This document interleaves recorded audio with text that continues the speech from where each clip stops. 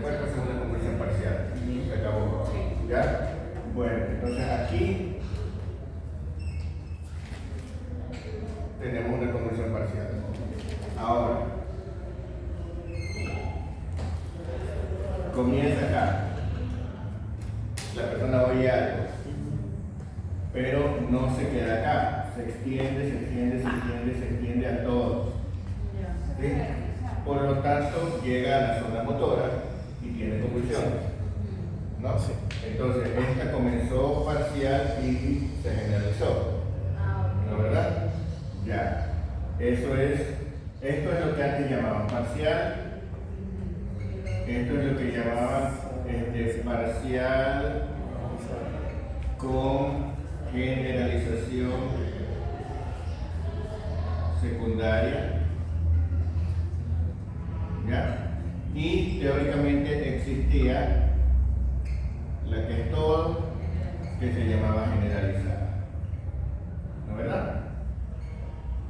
¿Ya? Como que todas. Ahí empezaba con un estímulo como la persona. Entonces, aquí se supone, ya, ahora, eso era lo que decían antes, generalizada parcial y parcial con generalización secundaria, ¿no? Ya, ahora, lo que decían es, aquí, entonces, esto es el aura, oyes algo y luego tienes las convulsiones, ¿no, verdad? ¿Ya? Entonces, en el momento que tienes aura es parcial todavía, pero se ha generalizado y por lo tanto ya es general después, ¿verdad? ¿Sí? Se ha generalizado. Pero lo que dicen ahora es que aparentemente esto no existe, sino que todas las generalizadas son en realidad parciales con generalización secundaria. Lo que pasa es que la parte parcial es muy breve o no se recuerda. ¿Ya? Y entonces da la impresión de que no hubiera ahora y que fuera solo generalizada. ¿Sí me explico? Pero entonces sí existen las parciales netamente, o sea, Existen las parciales netamente, claro. Claro. Esa es la que tenía la duda. O sea que solo Pero existen ahora, nosotros estábamos hablando de la diferencia entre seizure y convulsion. Entonces, ¿puede haber un aura si simplemente tengo como unos seizure? Claro, sería una parcial. Lo que pasa es que, a ver, lo que pasa es, o sea, que tengas solo el aura, sin nada más. Ajá, o sea, como. Es que lo pregunto. Claro, lo que pasa es que si solamente tienes el aura, por ejemplo, a ver, solamente hueles algo y nada más, y se acabó. Entonces, eso podría llamarlo una convulsión parcial, ¿no, verdad? Pero como síntoma, ningún médico lo va a llamar convulsión parcial, aunque técnicamente es una convulsión parcial, le van a llamar alucinación. ¿No, verdad? Pregunto, por ejemplo, volviendo a O sea, sí, teóricamente. En teoría. ¿Ah? Que en teoría en realidad sí sería así. Claro. Ajá. En teoría sería una seizure parcial. Pero alguien que te viene diciendo huele algo raro, Ajá. no le vas a decir convulsión. Eso se lo Claro, exacto. Ningún médico te va a decir, esa es una convulsión. Te van a decir, tiene una alucinación. ¿No? Ya, aunque técnicamente sea una pequeña convulsión. ¿Y ahora pueden ser tipo motora? Sí, lo que pasa es que cuando el aura es motor, o sea, comienzas por ejemplo, comienzas a temblar aquí y después se generaliza. Eso, en teoría, podría decir un aura motora, ¿no? Pero como comenzaste con movimiento, la gente dice convulsiones que comenzaron parciales y luego se generalizaron, y a eso se le llama epilepsia jacksoniana. ¿Ya? La epilepsia que comienza en un lugar y luego se generaliza. ¿Cuántas convulsiones tiene que tener más o menos una persona para decir que tiene epilepsia? Generalmente, ¿cuántas? No, ¿cuántas? tengas una condición que haga que siempre vayas a tener, porque, por ejemplo, suponte que eres un diabético, ¿ya? Y cada vez y cuando se te baja el azúcar y convulsiona, por decirte. No, nadie dice eres un epiléptico, ¿ya? Porque tienes digamos, solamente convulsionas en el momento que pasa eso, ¿no? No se puede decir que tiene epilepsia en la primera convulsión. En la primera convulsión, si es que lo estudias, supongamos que en la primera convulsión, y lo estudias, y no había ninguna causa metabólica, no había ninguna causa orgánica, no había ninguna causa, entonces tú puedes predecir que había una predisposición genética a convulsionar, entonces tú podrías predecir es epilepsia y sabes que va a tener otra convulsión. ¿Sí me explico? Eso es genético y se lo puede saber. Es que, a ver, Sí, teóricamente, lo que pasa es que no se ha podido demostrar. Si el paciente no conoce su antecedente familiar, Sí, ¿qué pasa si no? o sea, que no es un recompense. Ajá. ¿Y cómo podríamos entonces saber si tiene esta predisposición? O sea, si no tienes antecedentes familiares, no puedes saber hasta que ya no ha convulsionado varias veces. ¿Qué iba a decir? ¿Qué iba a decir usted? Que se suponía, o sea, es que tú sabes que hay muchas cosas que suponemos que son enfermedades, pero que realmente no lo hemos demostrado, ¿no? Por ejemplo, se dice la enfermedad de Kawasaki, ¿ya? Realmente deberíamos decir síndrome de Kawasaki, porque no hemos demostrado exactamente cuál es la causa. Suponemos que la causa es tal cual, pero no se lo ha demostrado fehacientemente. O la púrpura trombocitopénica idiopática, que suponemos que la causa es una reacción inmune y todo eso, todo da para eso, pero todavía no se lo ha demostrado fehacientemente. O cuando el SIDA ya se suponía que era una enfermedad antes de que se demuestre la existencia del virus, ¿no? ¿Verdad? Ya lo suponíamos que era una enfermedad, pero lo llamábamos SIDA porque todavía no estaba aislado el virus, no podíamos decir es la enfermedad, ¿no? Ya. Entonces así pasa con la epilepsia, que suponemos que es un desorden de origen genético que produce alteraciones mínimas en neurotransmisores que no se han podido demostrar. ¿Por qué lo suponemos? Lo suponemos por la epidemiología, lo suponemos porque tiene antecedentes, lo suponemos porque tiene una evolución muy típica, generalmente comienza a los 19, 20 años o por esa edad más o menos, y es crónica, entonces tiene todas las características de una enfermedad genética, ¿sí? Pero todavía no hemos podido demostrar así como este es el gen de la epilepsia, por lo tanto, ya, ¿no? Entonces suponemos que es una enfermedad, y a eso es lo que le llamamos la epilepsia cristogenética. ¿La clasificación es de acuerdo a si con el aura o con el electroencefalograma? La clasificación de parcial. Parcial o generalizado. Ajá. Lo que pasa es que la mayoría de las veces no necesitas hacer el electroencefalograma para diferenciar, porque las parciales solamente convulsionan una parte del cuerpo o solamente tienes síntomas de otro tipo, y en cambio las otras tienen las mismas convulsiones. Ok. Ajá. Más clínica entonces. Sí, normalmente se puede hacer por clínica. También lo puedes hacer por demostrar por el electroencefalograma, pero normalmente con la clínica te basta para decir si son. Ya es que mi duda era en el electroencefalograma, en la generalizada,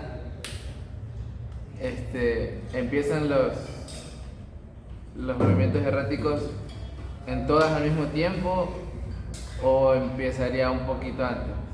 En una. Esa es la cosa, por eso es que te dicen que él señala si es que siente agua, porque ahí buscas específicamente en qué derivación está, ¿no? Porque es igualito que en el electro, que tienen varias derivaciones, ¿no? ¿Verdad? Entonces para ver cuál es el lóbulo frontal, cuál es el lóbulo de... Entonces, se supone que si hay agua, en ese sitio comenzó antes. Es que me pregunto más allá, o sea, en la generalizada, es que usted dice que como que en realidad no existía, o sea... Eso es lo que se piensa ahora. Que en Ya, y en el electroencefalograma... Sino que la generalización es muy rápida. Ah, ok. Entonces no se nota. Entonces no puede verse en el electroencefalograma que empezó. Digamos, no ok. se nota mucho. No, Ok, ok. Eso es verdad.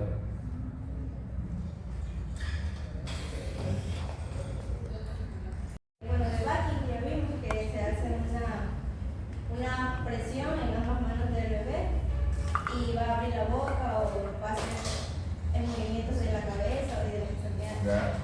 Ya el reflejo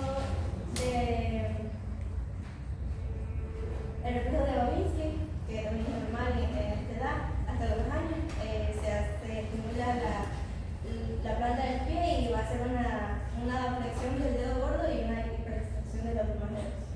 A ver, pero aquí se llama una dorsiflexión, ¿no? Porque en el pie tú dices, en el pie tú no dices flexión-extensión, ¿no? Sino que dices flexión dorsal y flexión ventral, ¿no? O sea, dorsiflexión y... Sí. Ya también el reflejo del paracaídas, que también El paracaidista. el paracaidista que se sostiene al bebé y también como que se lo va a hacer caer hacia una superficie. Se lo bota. Se lo suspende y se lo hace hacia adelante como si se fuera a caer, ¿no? Pero tú lo tienes sostenido todo el día, pues. Bien agarrado, no lo cojas con las manos. Bueno, siga. ¿Y qué pasa? ¿Y qué hace él? Y el niño va a hacer como que se sostiene. ¿sabes? Muy bien. ¿Y cuándo desaparece ese reflejo? A los 6 meses. ¿Cuándo desaparece ese reflejo de paracaidista?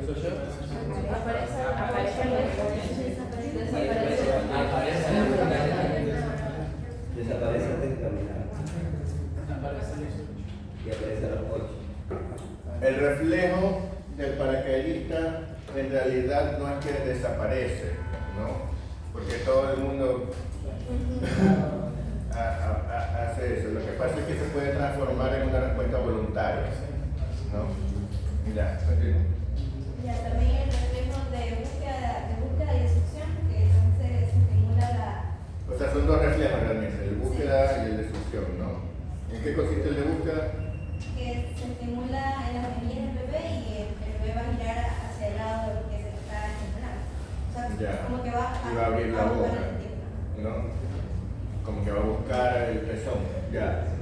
Y el de succión, Que así como se le puede hacer una estimulación aquí cerca de la boca y va a succionar. O sea, si le colocamos si le colocas dentro de la boca o entonces el bebé va a succionar. Ya, continúa. el reflejo de... ¿Y el de succión cuándo desaparece el reflejo de succión? ¿Ah? 4 meses. Decía que ella se volvía voluntaria. Exacto, el reflejo puede desaparecer como reflejo, pero sigue existiendo el movimiento, pero porque ya es una respuesta voluntaria, ¿no? ¿Verdad? Sí. Ya también los reflejos tónicos del cuello, que se gira la cabeza del bebé hacia un lado y bueno, las extremidades del lado ipsilateral se van a estirar y la desconectada contraria va a funcionar. Ya. Ese es el tónico asimétrico, ¿no? Y el tónico simétrico, Cuando se flexiona la cabeza del bebé y luego hace una flexión. hacia flexiona la superior y extiende la inferior. Ya, ¿qué más?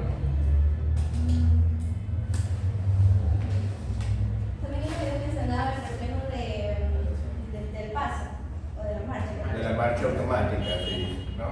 Ajá. Que se lo coloca, bueno, se sostiene el bebé y en hiperestación y el bebé va a hacer como que, o sea, como que es una marcha. A ver, pero ¿cómo se hace? Pero no es que nada más lo sostiene, tienes que sostenerlo y tienes que colocarlo sobre una superficie. Entonces a lo que toca el pie, a lo que la planta del pie toca la superficie, hace movimientos como si quisiera caminar, ¿no? Todavía no puede caminar, sino que hace movimientos automáticamente alternados como si fuera a caminar, ¿no? Incluso si lo pones en el borde de la superficie, si lo pones acá, el bebé automáticamente levanta el pie, ¿no? Como si quisiera subir el escalón, por decirlo así, ¿no? Ya, ¿qué más?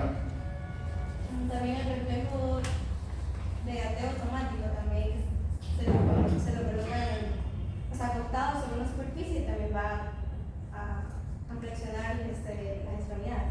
Así es. Y lo mismo el de la natación automática. Ya. ¿Algún otro factor? Prevención. O sea, se presiona No necesitas presionar nada, solamente pones el dedo sobre la superficie y automáticamente lo agarra. Y lo mismo en el pie. Pones el dedo y automáticamente hace esto, que no es lo mismo que el Babinski, que tú haces tú vas desde el talón hacia la base de los dedos haciendo un estímulo como un objeto rojo, lineal, así. Entonces ahí se produce. Doctor, Bueno. y para el reflejo de prevención pulmonar es necesario que el médico alce, porque esto es No. mi sobrino. No, no es necesario, ¿ya? O sea, el reflejo es simplemente que tú, sí, lo que pasa es que muchos médicos lo que hacen es ponerle los dos, el bebé se agarra solo y él lo levanta y luego lo suelta y de una vez ven el moro, ¿sí me explico? Entonces, pero no es que es necesario hacerlo que se levante, ¿no?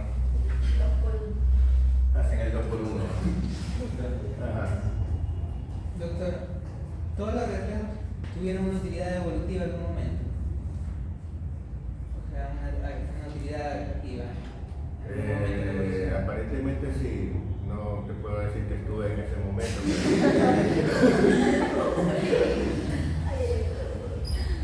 Pero aparentemente sí tuvieron. Sí.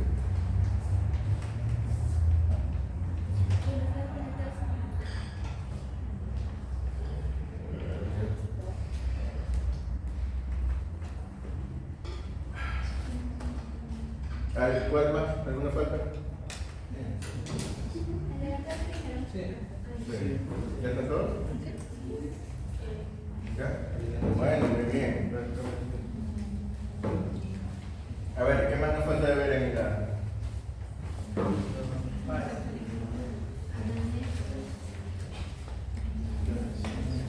Doctor, una pregunta.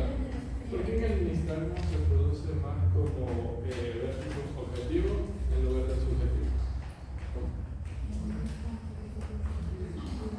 A ver, cuando hay nistagmo, a ver, tú sabes que hay varios tipos de nistagmo, ¿no? ¿Verdad? A ver, hay el nistagmo vertical, hay el nistagmo horizontal y hay el nistagmo rotatorio, ¿no? El nistagmo rotatorio no es que el ojo está haciendo esto, el nistagmo rotatorio es que el ojo cambia de la dirección del nistagmo, ¿no? O sea, un momento es vertical, otro momento es horizontal, otro cambia de eje.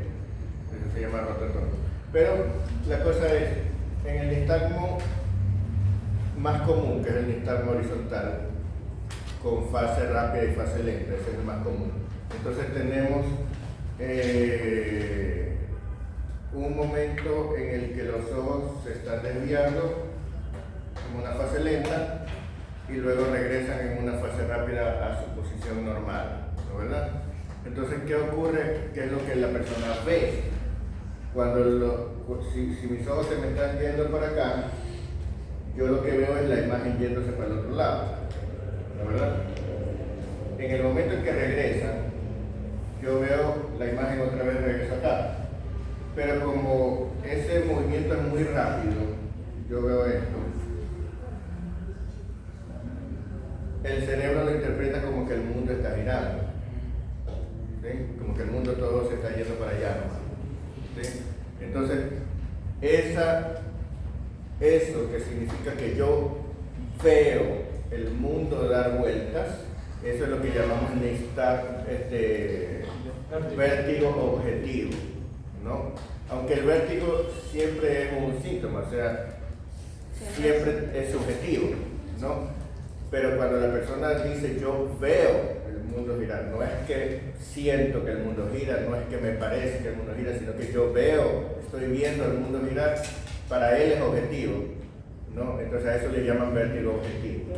En cambio, cuando el paciente nada más tiene la sensación de que está girando, de que el mundo está girando, pero no lo ve así, entonces ahí es cuando se dice vértigo subjetivo, ¿no?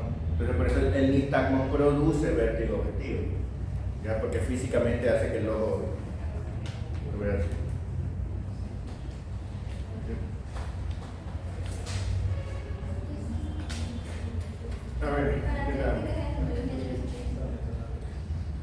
A ver, leamos. Anamnesis. Familiares con discapacidades, convulsiones, malformaciones, megalencefalia, muertes precoces o abortos. Ácido fólico, medicamentos tóxicos, hábitos, TORCH y ecografías en embarazo. Acuérdense que no se pregunta solamente si tomó ácido fólico, sino cuándo lo tomó, cuándo lo empezó a tomar, ¿no? ¿Verdad? Ya, las ecografías no solamente si se hizo ecografía, sino que salió en las ecografías. ¿Sí? Es importante preguntarnos por los movimientos fetales, ¿no? ¿Verdad? Porque a veces las patologías producen hipomotilidad desde el vientre del útero, o sea, ya desde que está en el vientre ya la mamá siente que se mueva un poco. ¿Sí? Oxígeno al nacer, traumatismo y desmayos en pacientes con cuadros convulsivos. Investigar si fueron antes o después de la convulsión. Eso es importante. Cuando hay convulsión, es muy frecuente que un paciente que tenga convulsiones generalizadas se caiga, ¿no? ¿Verdad? ¿Ya? Pero si el paciente dice tuvo una caída y convulsiones, uno tiene que ver, o sea, se cayó primero y eso hizo que se golpee la cabeza y eso hizo que convulsione, o el paciente le dio un ataque de epiléptico y eso hizo que se caiga, ¿ya? O le dio un ataque y eso hizo que se caiga y eso hizo que se golpee y eso hizo que... ¿Sí me explico? Ya, entonces uno tiene que diferenciar eso porque es diferente. Entonces uno tendría que preguntarle primero de lo que se acuerda, ¿no? O sea, por ejemplo, usted tropezó mal, se resbaló y ahí se cayó, ¿no? O primero perdió la conciencia, o primero tuvo un aura y ahí se desmayó, ¿no? ¿Verdad? Pero además esto que tenemos aquí, digamos. Traumatismo y desmayos en pacientes con cuadros convulsivos. Investigar si fueron antes de la convulsión o el siguiente punto. Ajá, entonces, ¿qué fue primero? Si fue primero la pérdida de la conciencia o si fue primero la caída del trabajo, ¿verdad? Ya, sí. Fiebre en cuadro aparentemente convulsivo. Investigar si los movimientos fueron antes o después de la convulsión.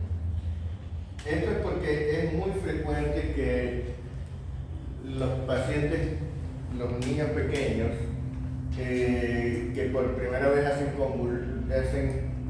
temblores por escalofríos, hacen temblores por escalofríos y la mamá se asusta porque nunca les habían hecho eso. Hacen temblores por escalofríos y no solamente que hacen temblores por escalofríos, sino que hacen cutis marmorata al mismo tiempo. Entonces la mamá los ve morados y así y sacudiéndose, ¿ya? Y después de eso le sube la temperatura, entonces la mamá asume que tiene convulsiones, ¿no? Porque lo ve sacudiéndose y morado, dicen eso tiene que ser convulsión. Entonces cuando el paciente refiere, cuando la madre refiere que el paciente tuvo fiebre y convulsiones, usted tiene que preguntar si las convulsiones se produjeron antes o después de que suba la temperatura. Porque normalmente las convulsiones febriles se producen cuando la temperatura ya subió, ¿no? En cambio, si primero tuvo los movimientos y ahí recién le sube después la temperatura, entonces es más probable que se trate de un temblor por escalofrío, ¿verdad? Se debe diferenciar el temblor por escalofrío, que se produce al inicio cuando recién está aumentando la temperatura, de las convulsiones febriles que se dan cuando la temperatura está en su punto más elevado. Sueño, molestias para dormir y horario de vigilia. Situación familiar y sentimental. En el sueño hay que, es verdad que muchas alteraciones del sistema nervioso trastornan el sueño, ¿no? ¿Verdad? ¿Sí? Y de hecho trastornan pueden trastornar el nivel de conciencia, pueden producir somnolencia, estupor, coma incluso, ¿no verdad? Pero para valorar, y esto acuérdense, incluso en adultos, cuando ustedes valoran la escala de Glasgow, ¿no? Ustedes deben haber estudiado la escala de Glasgow, ¿no? Deben haber estudiado los parámetros para ver la escala de Glasgow. Pero algo que muchas veces se olvidan, ¿no? Algo que muchas veces se olvidan es que en las instrucciones de la escala de Glasgow dice anotar la mejor respuesta. ¿Sí? ¿Qué quiere decir eso? Que la escala de Glasgow no es que usted lo ve en un ratito y le hace la escala de Glasgow, sino que usted lo ve varias veces y de todas las veces que ve anota la mejor de la respuesta. Porque usted puede verle la escala de Glasgow a un estudiante de medicina después que sale de exámenes y lo intuba, ¿no? ¿Ya? Una persona puede tener sueño porque simplemente no ha dormido, pues, ¿ya? Y no le va a poner el Glasgow deteriorado, ¿sí? Las personas, es que el médico está acostumbrado a pensar como médico, ¿no? El médico está de guardia, las 24 horas, 36 horas de guardia. El médico está trabajando constantemente, para él se olvida que es de día o que es de noche. Y va a valorar al paciente a las 3 de la mañana y le pone Glasgow de 10. Y usted sabe que esa hora es ¿qué esperaba, pues? Sí, pues no. Ese es el problema. Entonces, eso es importantísimo porque muchas veces se confunden los médicos y valoran al paciente y le ponen un Glasgow deteriorado cuando están en sueño fisiológico. ¿Ya? ¿Y por qué otras veces se confunden? Porque el paciente se le cambia el horario del sueño cuando está en el hospital.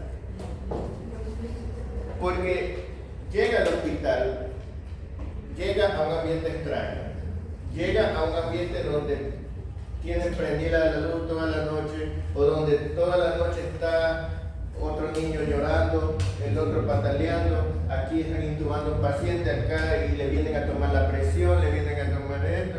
Cuando ya se está durmiendo, lo cogen para tomarle la temperatura. Después que se vuelve a dormir, le vamos a tomarle la presión y después vamos a hacerle una check a ver la glicemia. Entonces, resulta que el paciente no pudo dormir. ¿Cómo va a estar al día siguiente? ¿Ya? Al día siguiente está...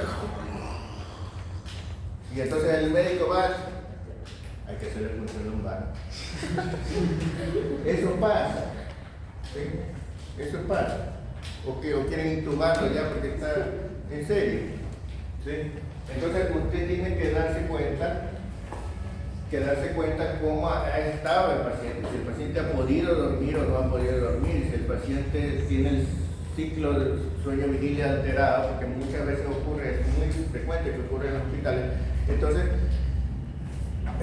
usted no puede nada más hacerle una escala de Glasgow, sino que tiene que ver, si usted se da cuenta que este paciente no ha podido dormir y que recién ahora se durmió, entonces déjelo dormir un rato y vuelva a hacer la escala de Glasgow después, no va a decir ahorita, ¿sí? Aquí, ¿ya? Eso pasa con frecuencia. Continuamos.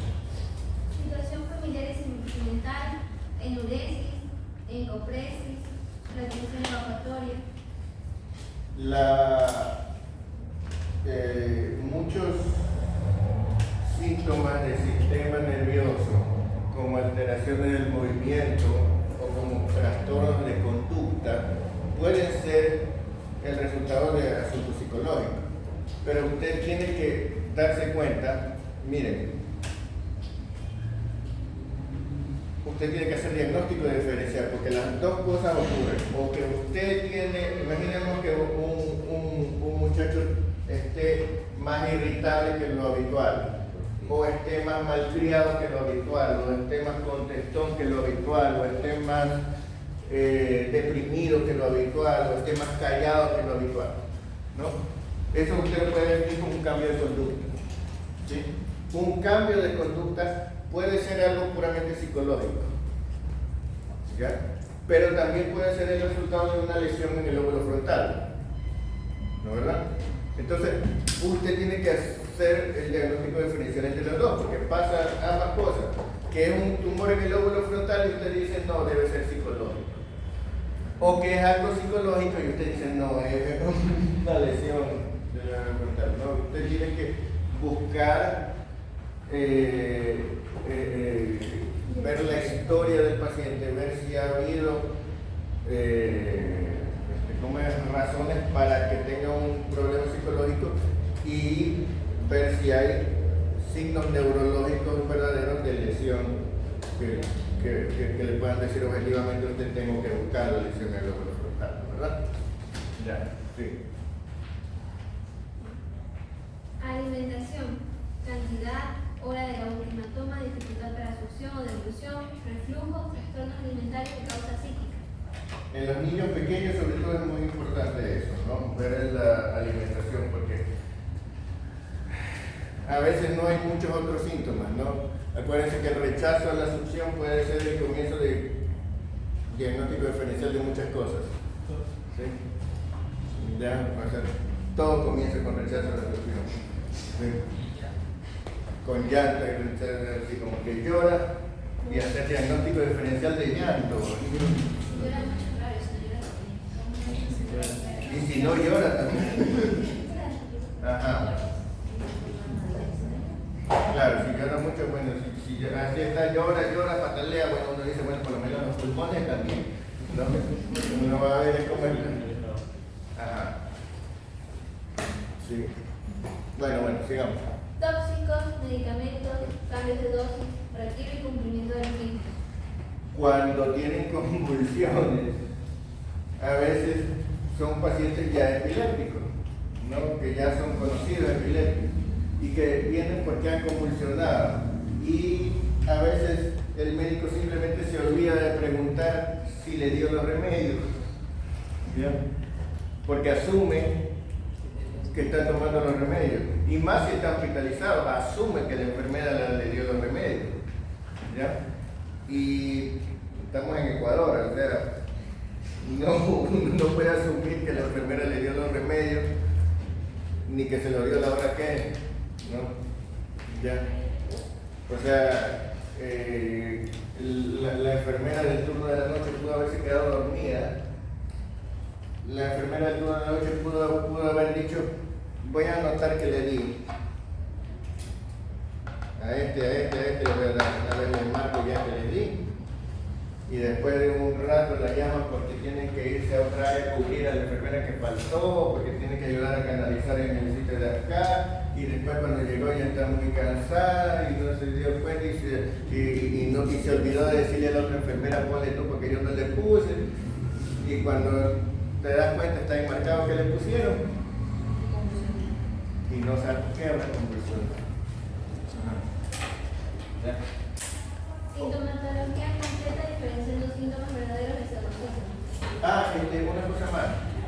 Cuando el paciente estaba en casa, muchas veces el familiar le dice sí le ha dado los remedios, y sí le han dado los remedios, pero no ha venido a consulta desde hace 1 año y medio, ¿ya?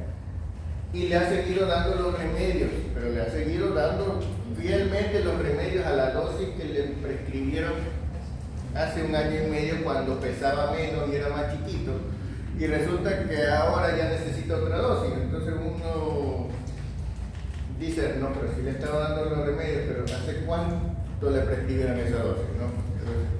Sí. Exploración física. La presencia de fontanela, particularmente la anterior en un lactante, permite ciertas exploraciones que son imposibles en nivel mayor. Por ejemplo, aporta información sobre la presión endocraniana e incluso es posible ocultar soplos vasculares médicos. Miren que yo le decía, a veces se oculta aquí, se oculta acá, se oculta acá y se oculta también la fontanela. En la fontanela un soplo A veces un soplo muy leve no es patológico, pero un soplo en la fontanela debe alertarnos sobre la posibilidad de un aneurisma de vena de galeno, ¿no? Que es una malformación que pues, puede dar síntomas neurológicos, ¿no? Sí. La evaluación del nivel de conciencia debe tomar en cuenta el desarrollo psicomotor normal. Existen escalas de Glasgow modificadas para niños muy pequeños. No debe olvidarse que se elabora la mejor respuesta en diferentes momentos. Exacto. O sea, vamos a ver escala de Glasgow. A ver, lenguaje incoherente y es un bebé de 3 meses. No sale, ¿no? Sí. Tono, postura, mirada, audición, llanto, lenguaje, succión, reflejos, movimientos anormales, marcha y coordinación. Ya, bueno. Piel y pañeros, manchas y tumoraciones, síndromes neurocutáneos, autolesiones, cabeza, cuello, antebrazos y manos, cabello arrancado, hematomas, heridas, cortes, pinchazos y mordeduras. Es importantísimo porque uno está valorando estado mental y en estado mental una parte importante es la conducta. Muchas veces los familiares no refieren la conducta como síntomas, ¿no? O sea, si el niño se porta mal es un niño malcriado, no es que es un niño enfermo, ¿ya? Y puede ser un síntoma de la enfermedad que está presentando, ¿no verdad?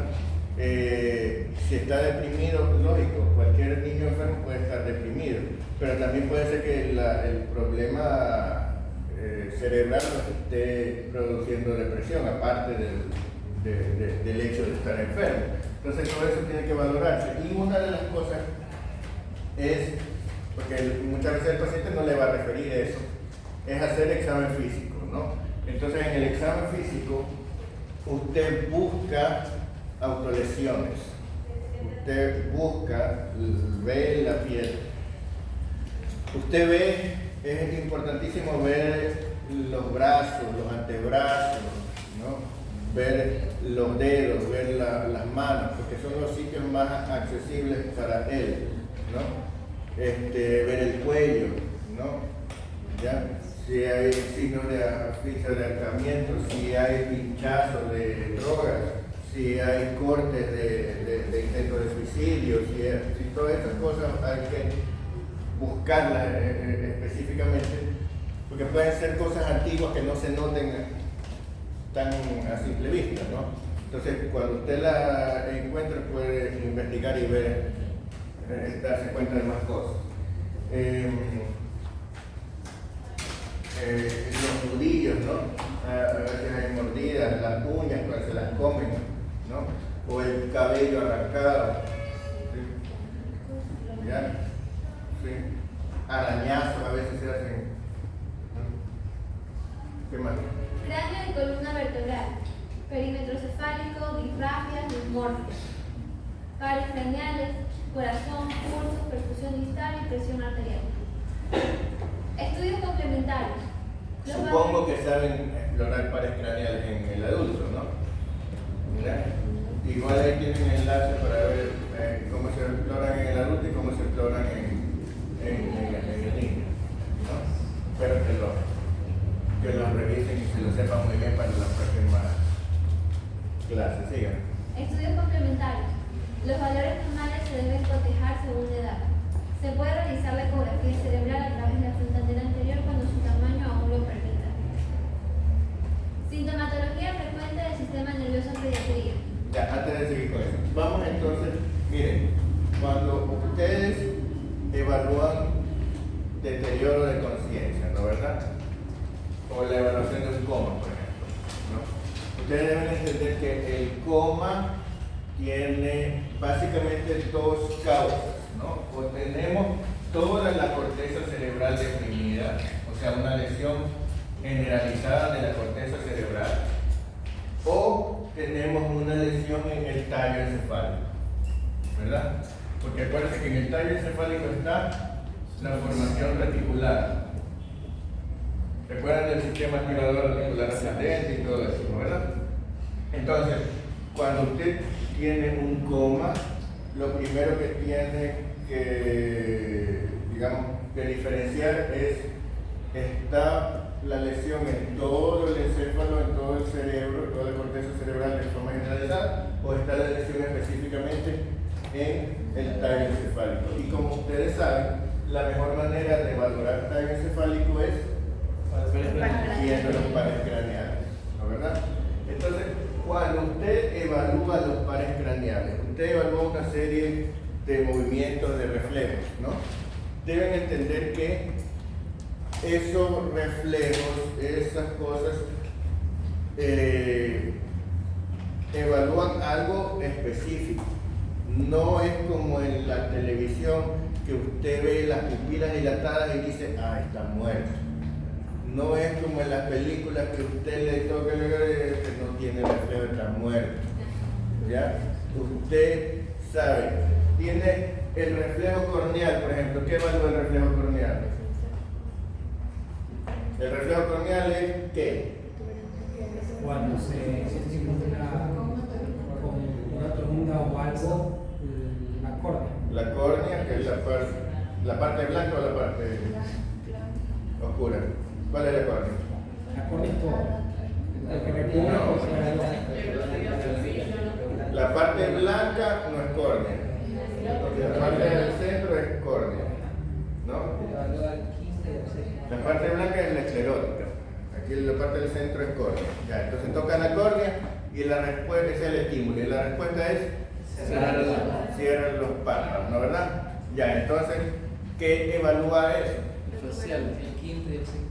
Evalúa el quinto y el séptimo, porque la sensibilidad la da el trigémino, el ramo del trigémino, y la motricidad la da el facial con el auricular de los párpados, ¿no verdad? Y evalúa entonces el quinto, el séptimo y ¿qué parte del tallo? La protuberancia. Acuérdense que el tallo encefálico tiene el tercero y cuarto en mesencéfalo. 5, 6, 7 protuberancia y de ahí para abajo es bulbo, ¿no verdad? Básicamente, digamos a grandes rasgos. Entonces, eso evalúa que si está bien la protuberancia. Entonces, si el paciente no tiene reflejo corneal, no significa necesariamente que está muerto. Si está muerto, claro que no va a tener reflejo corneal. Pero si no tiene reflejo corneal, puede ser simplemente que está lesionado el trigémino. Puede ser simplemente que está lesionado el facial. Un paciente con parálisis facial no va a tener reflejo corneal de ese lado, ¿no verdad? Puede ser simplemente que tenga algo en la protuberancia, ¿sí? Entonces no implica necesariamente. Y si ese paciente está en coma y no tiene reflejo corneal, entonces significa que el problema está en tallo encefálico, ¿no verdad? Si evaluamos, por ejemplo, el reflejo nauseoso, ¿qué significa? Que cuando se estimula La faringe, se produce el reflejo del vómito, ¿no? Se produce náusea, ya. ¿Y qué entonces evalúa? El décimo. El osefaringe y el vago, ¿no verdad? ¿Y qué parte del tallo evaluará? El bulbo raquídeo. Y si evaluamos el reflejo fotomotor, ponemos la luz y se contrae la pupila. ¿Qué nervios estamos evaluando? El óptico y el oculomotor. Entonces estaríamos evaluando el encéfalo, ¿no verdad? Sí, que estamos hablando. Pero usted puede tener, por ejemplo, todavía me acuerdo, uno de los signos que a veces se ve en la hipertensión endocraniana grave, cuando ya van a hacer anisocoria, cuando ya van a hacer herniación, es la anisocoria, porque a veces se produce lo que se llama la hernia uncal, ¿no? O sea, parte de los lóbulos temporales se meten a través del territorio y comprimen el mesencéfalo. Entonces se produce anisocoria. Cuando usted ve un paciente con síndrome de hipertensión endocraniana que empieza a tener una pupila más grande que la otra, usted ya se pone en guardia, usted dice este paciente en cualquier rato va a hacer herniación de las amígdalas y va a comprimirse el bulbo, a hacer paro cardiorrespiratorio y se va a morir, entonces, ¿no? Pero resulta que tuvimos un paciente que tuvo un traumatismo craneoencefálico por un accidente de tránsito y presentó anisocoria y lo llevaron a cuidados intensivos porque a pesar de que le ponían un mannitol, acetazolamida y todo esto, no sería la anisocoria. Le hicieron un trépano y le pusieron una sonda para hacerle monitorización invasiva de la presión intracraneana. ¿Sí? ¿Y el fondo de ¿Ah? ¿Y el fondo de Y al principio tenía edema cerebral, pero después fue reduciéndose, se normalizó la presión intracraneana aparentemente, pero seguía con anisocoria, ¿no? Y el paciente le seguían dando tratamiento para hipertensión endocraniana a pesar de que ya todo decía que no tenía hipertensión endocraniana solo porque seguía con anisocoria, ¿verdad? Total que el paciente recuperó la conciencia, empezó a ver, estuvo tranquilo y se fue a sala y seguía con anisocoria. Con decirle que el paciente se fue a casa con anisocoria, ¿no? Pero la cosa es que cuando me pongo a revisar la ventana ósea de la tomografía, ¿sí?, encontré que había una pequeñísima fractura en la base del cráneo que había dejado una espícula ósea atravesada en el nervio óptico. ¿Ya? El paciente estaba ciego de modo. Y lógicamente si la luz no la captaba, la pupila siempre iba a estar dilatada, ¿no? Que el reflejo fotomotor necesita luz para producir eso. Entonces la pupila estaba dilatada y reactiva, y solamente la de acá se contraía, entonces tenía anisocoria y se quedó con anisocoria, ¿ya? Pero imagínense tenerlo con tratamiento tratando de bajarle la presión endocraniana durante como una semana cuando ya no la tenía, solo por eso. Entonces por eso es que usted no puede interpretar los signos neurológicos de una sola manera, sino que tiene que ver el cuadro completo, ¿no, verdad? Eso significa específicamente que puede ser nervio óptico, puede ser tercer par, no necesariamente estadioencefálico.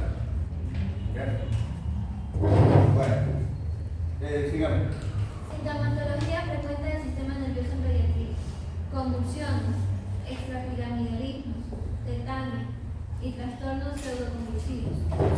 Síndrome de... Acuérdense de lo que son los trastornos extrapiramidales. Ustedes deben estudiar, deben acordarse muy bien lo que es corea, lo que es acetosis, lo que es hemibalismo y lo que es Parkinson. Casi todas las Así es. Parkinson en sustancia negra, corea, básicamente afectación del nervio estriado, o sea, del núcleo caudado y el cutámeno. Acetosis básicamente por afectación del globo pálido, y hemibalismo básicamente por afectación del núcleo subtalámico del útero, ¿no, verdad? Pero la cosa es, estos movimientos extrapiramidales, si uno no se fija, pueden parecer convulsiones, ¿ya? No son verdaderas convulsiones, son movimientos extrapiramidales. Entonces, ¿cómo es una corea, doctora? ¿Recuerda? ¿Yo? ¿Quién vio neuro? ¿Cómo es una corea, doctor? O sea, movimientos. movimiento de lanzar? Parecían, son coordenadas, por eso lo asimilaban con un baile. le decían. Ajá, el baile de San Miguel, le podría decir. ¿Cómo es la corea? ¿Cómo es la corea, doctor? Doctora, ¿cómo es la corea? Doctora. Los movimientos Se caracteriza por generalizados, no solamente de una extremidad, sino también es más proximal. El paciente no ha perdido la conciencia, ¿verdad?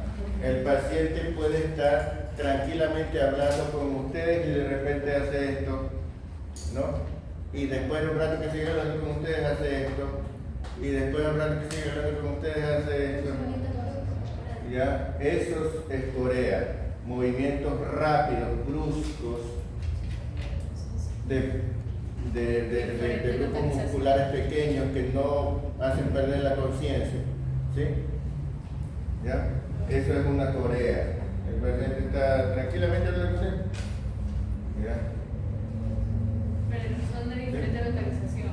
Pueden afectar un lado, después otro, después otro, después otro. ¿No verdad? Eso es corea. El paciente, digamos, cuando había ¿cómo es? Los pacientes afectados con fiebre reumática, que empezaban a tener una corea grave, empezaron a hacer así. Y por eso que le decían el baile de San Vito, ¿no? ¿Ya?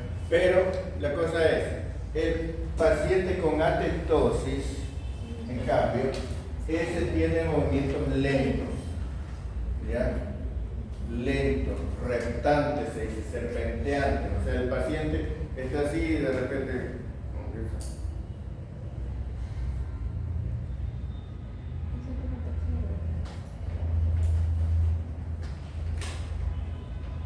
¿Ya? El paciente, muchas veces usted lo reconoce porque está tranquilo y de repente se agarra un brazo porque ya sabe que va a empezar a moverse solo. ¿Ya? Y está así como que tratando de evitar que siga. ¿Son conscientes durante todo el episodio? Están conscientes durante todo el episodio. El paciente puede estar ahí esperando un bus y está... Le para el bus. ¿Sí? Es un paciente con atetosis. ¿Ya? ¿Qué? El paciente con hemibalismo tiene sacudidas muy violentas y muy bruscas de musculatura proximal, ¿ya? Como en el lanzamiento de balas de las Olimpiadas, ¿no? O sea, el paciente, ¿ya? Por eso dicen, ¿Es de músculos? musculatura proximal, o sea, cuando es algo rápido, musculatura proximal, es que entonces toda ¿Y la corea también son de proximal? la corea puede ser de diferentes partes, ¿no? Lo que pasa es que, por eso es que dice la descripción clásica, el paciente comienza la crisis en la cama y termina en el piso, termina en el suelo, porque los movimientos son tan bruscos que lo botan al... ¿Sí? ¿Ya? Eso es el hemibalismo. Y el Parkinson, ya ustedes deben conocer cómo es el Parkinson, el paciente está quieto.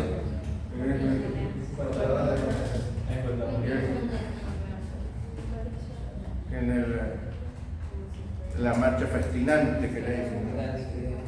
¿Ya? Entonces, todos esos son trastornos extrapiramidales, ¿no?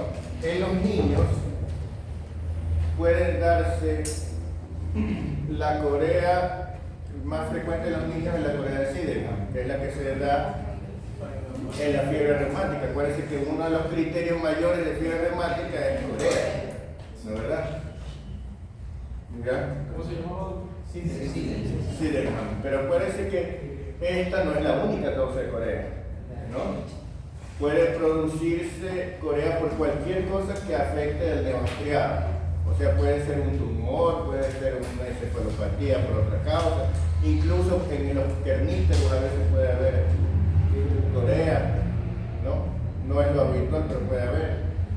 ¿Ya? Entonces, en cualquier lesión que esté allí puede darse corea, ¿no?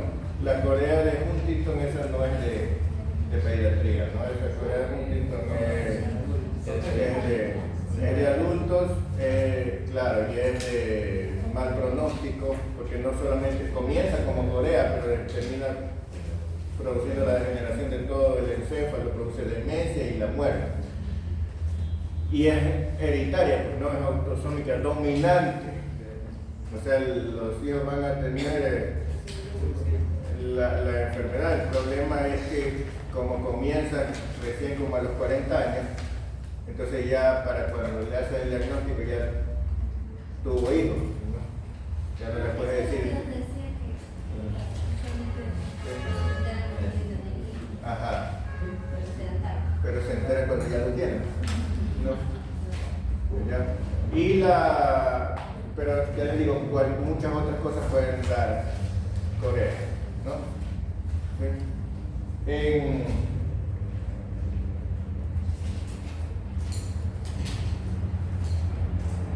La enfermedad de Wilson también puede haber Corea, por ejemplo, ¿no? La enfermedad de Wilson, ¿se acuerdan de la enfermedad de Wilson? Depósito de cobre, le dicen también la degeneración hepatolenticular, ¿no, verdad? El problema es que la evolución clínica, porque uno se imagina esperarlo con encefalopatía hepática y síntomas neurológicos y anillo de Kaiser-Fleischer y todo el tiempo, y no. ¿Ya?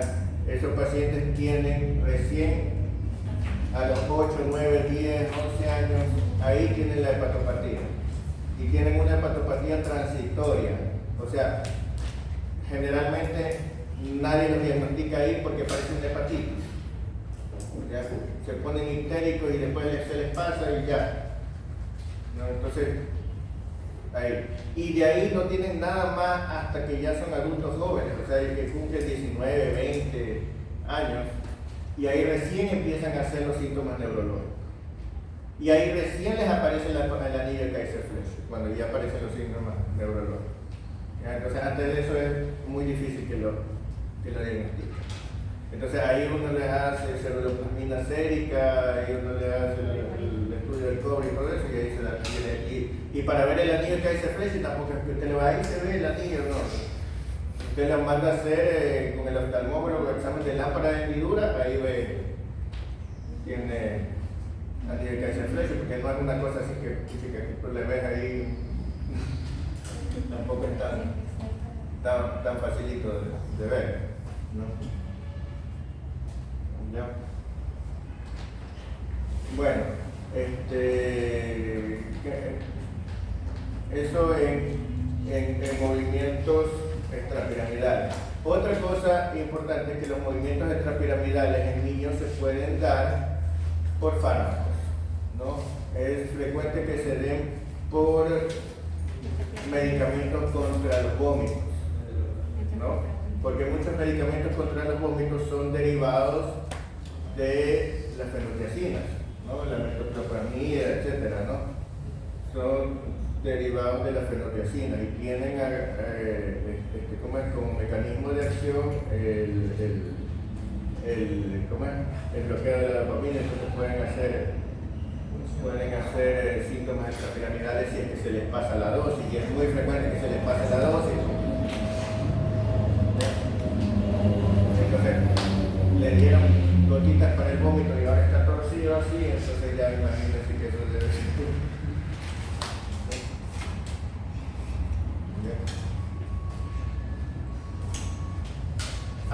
Otra cosa importante es las convulsiones. En las convulsiones uno ve si han tomado la medicación, pero también a veces el exceso de medicación puede llevar a convulsiones, ¿no? Cuando se han pasado la dosis, se la dieron 2 veces, no se dieron cuenta o cosas así, ¿no?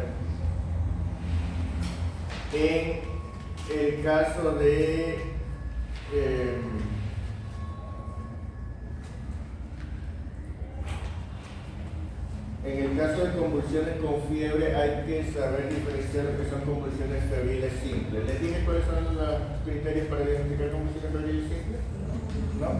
Bueno, miren, acuérdense que los niños pequeños pueden tener meningitis y no tener signos meningitis, ¿no, verdad? Hasta los 2 años puede que no haya o que sean muy tardíos los signos meningos, que presenten los signos meningos ya cuando están a 2 horas de morirse, ¿no? ¿Sí? ¿Por qué? Porque los signos meningios son, ¿cuáles son los signos meningios? La herida de nuca, el signo de Kennedy, el signo de Brunelleschi. Son ¿qué cosas? Son un reflejo de irritación meningia, ¿no? ¿Verdad? Entonces, para eso tiene que estar relativamente maduro el sistema nervioso para hacer ese reflejo, ¿no? Pero, ¿qué pasa? Los neonatos, en cambio, pueden no hacer fiebre. Entonces, imagínense un niño que tenga meningitis y no tenga ni fiebre ni signos meningios, como le diagnostico que la meningitis es como difícil, ¿no? ¿Ya? Y precisamente eso es lo que hace que uno piense en meningitis. O que solo tenga fiebre, ¿no? ¿Ya? Entonces, cuando el paciente presenta fiebre y convulsiones, lo habitual es que uno diga en un bebé, en un lactante, puede ser meningitis, ¿no? Aunque no tengamos signo meningio. Pero también puede ser convulsiones por la fiebre. Entonces, convulsiones febriles simples, para diagnosticar que sean convulsiones febriles simples, es lo primero que tenemos que ver ciertos criterios. Las convulsiones febriles simples deben ser convulsiones generalizadas. Si solamente convulsiona la mitad del cuerpo o solo convulsiona en la extremidad, eso no es una convulsión febril simple. ¿Ya? Eso es lo primero. Segundo, deben ser breves. La mayoría duran 1 o 2 minutos, pero la norma dice que máximo 15 minutos. ¿Sí? Una convulsión que dura 16, 17, 20, 30 minutos no puede ser una convulsión febril simple. ¿Ya? Máximo 15 minutos. No debe ser menos de 15 minutos. Las convulsiones deben producirse lógicamente con fiebre y habitualmente se producen en el pico febril. Habitualmente se producen cuando ha llegado la fiebre a lo más alto. ¿Sí? ¿Ya? Habitualmente se producen también en el primer día de la fiebre. No es que sea obligatorio, puede ser que se produzca el segundo o tercer día, porque a veces el primer día tuvieron fiebre de 37,5 y el segundo día de 37,7 y recién el tercer día hacen 39 y hay convulsión, ¿no? Pero lo más frecuente es que no sea así, lo más frecuente es que el primer día de la enfermedad con el máximo de la fiebre haga la convulsión. ¿Sí? ¿Ya? Estas convulsiones no deben dejar secuelas neurológicas. ¿Ya? No es que después de la convulsión quedó sin poder hablar, que después de la convulsión quedó ciego, que después de la convulsión se le quedó paralizada una pierna. No, eso no es convulsión febril simple. Después de la convulsión febril simple no hay secuelas. ¿Ya? Esa convulsión, otro criterio es que esa convulsión tiene que ser en un paciente que no tenga ningún antecedente de una enfermedad neurológica conocida. ¿Ya? O sea, no pueden decir, es una convulsión febril simple en un niño con hidrocefalia y una válvula. No, usted no puede decir es convulsión febril simple en un niño que ya sabe usted que tiene holoprosencefalia o antisencefalia o alguna malformación del sistema nervioso. No puede decir convulsión febril simple en un paciente que tiene un encefalocele. No, usted tiene que ser un paciente o en un tumor cerebral. No, un paciente que no tenga nada neurológico conocido. ¿Ya? Tampoco debe tener antecedentes familiares de enfermedades neurológicas. ¿Ya? O sea, no que los padres son epilépticos y él empieza a hacer convulsiones por fiebre y le decimos convulsiones febriles simples, no. ¿Ya? ¿Sí? El único antecedente familiar que sí se acepta que puedan tener es de convulsiones febriles simples. O sea, puede ser que la mamá haya tenido convulsiones cuando era pequeña, ¿no, verdad?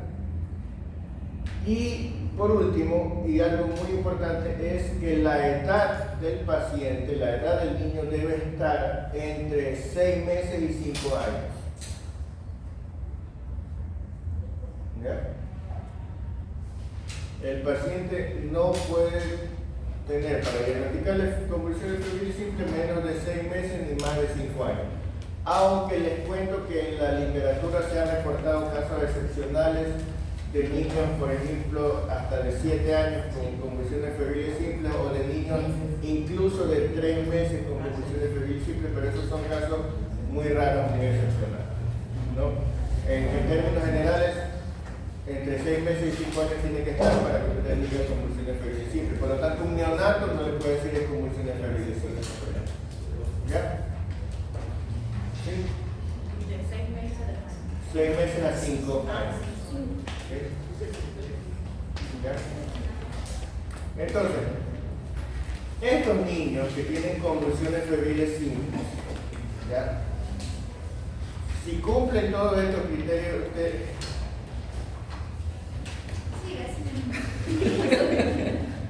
Es que están tratando de hacer algo imposible. Si cumplen todos estos criterios y usted dice convulsión febril simple, entonces tenemos dos posibilidades. ¿Es la primera vez que hace convulsión febril simple o ya ha tenido otras convulsiones febriles simples, ¿no, verdad? Si es la primera vez que hace convulsiones febriles simples, entonces usted lo primero que tiene que ver es buscar si hay signos meningios, ¿no, verdad? Porque si hay signos meningios, ya usted dice, no, eso no era convulsión febril simple y esto debe ser meningitis, hay que hacer expulsión lumbar, etc., ¿no? Pero, si el paciente tiene menos de 2 años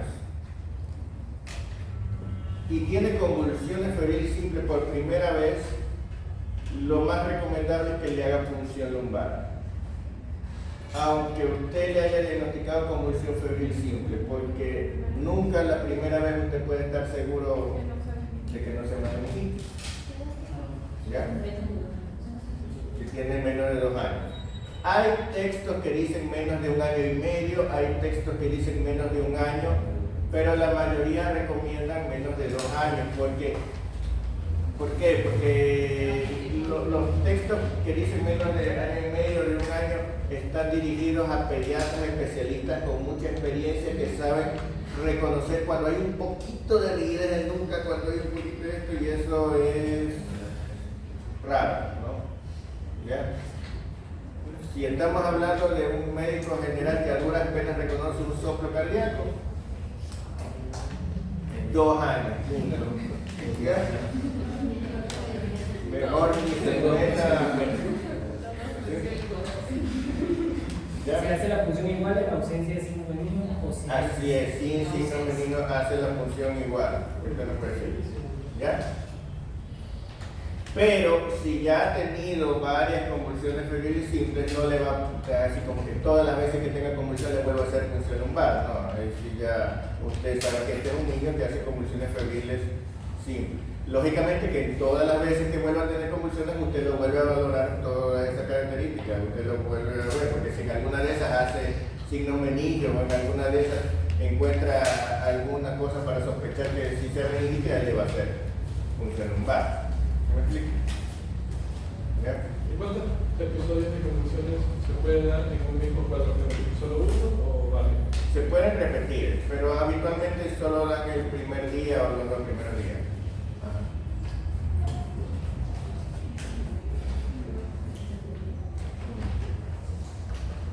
Entonces, tiene que cumplir todos los criterios.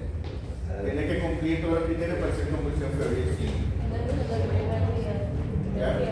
Desde el primer día de fiebre puede El ser. primer día de fiebre no es siempre, es lo más probable, pero no es siempre.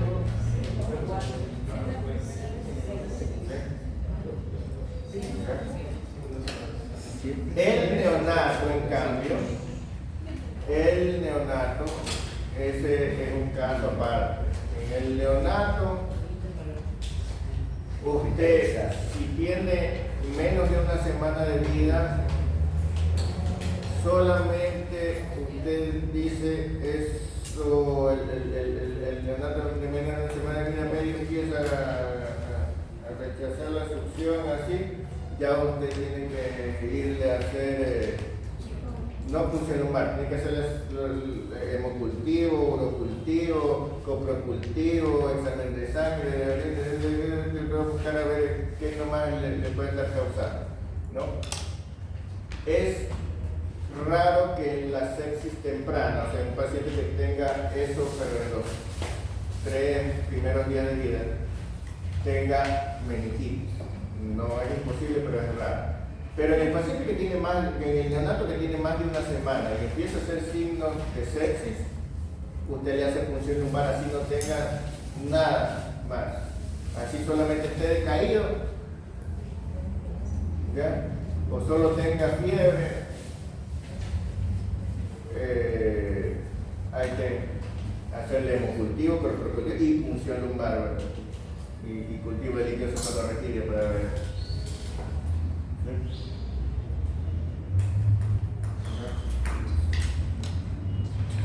Por eso digo, con el neonato mejor ni se metan.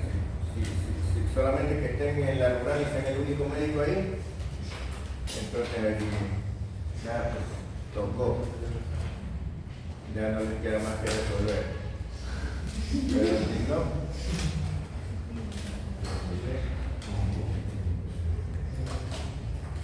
estamos claros, ¿no?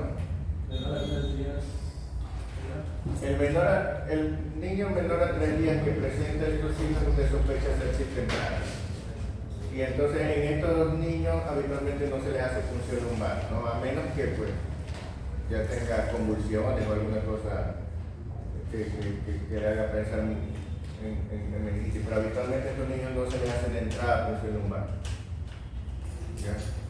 Pero ya les digo, en estos niños estoy hablando de que así como que ustedes son el recurso si es que no hay nadie más. ¿Ya? Meterse como un neonato es cosa seria.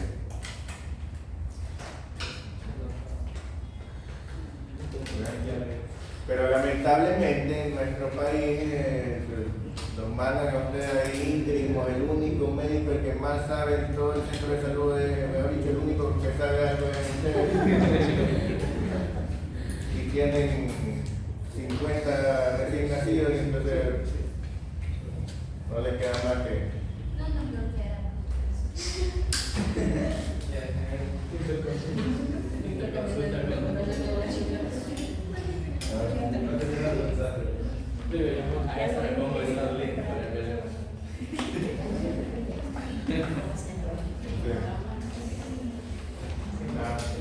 Que tengan atención para que después no estén poniendo, googleando ahí cómo resucitar a un niño.